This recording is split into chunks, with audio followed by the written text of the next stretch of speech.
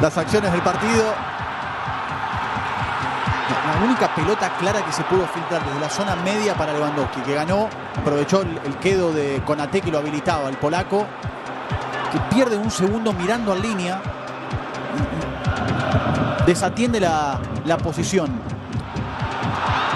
del arquero que llega a tapar y después el palo. Fue clarita esta en el segundo tiempo, después del error de Gulaxi.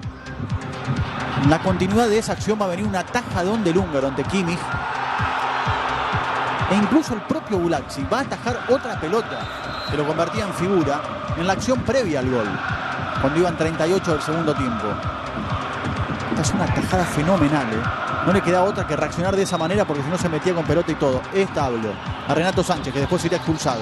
Va a tapar otra vez Gulaxi. ¿Qué hizo Upamecano? Un defensor fenomenal, que no se equivoca casi nunca. Bueno, acá se equivocó, despejó hacia adentro, se desvió en Sánchez, le cayó servida a Ribery.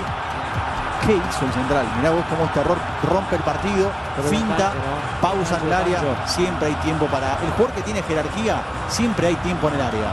Pasaron de largo dos hombres de Leipzig como en un ballet, y la definición de derecha de Ribery.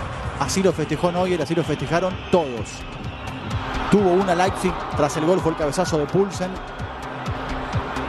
pero el equipo visitante, cuando tuvo que acelerar, se conformó con el 0-0 y lo termina apagando.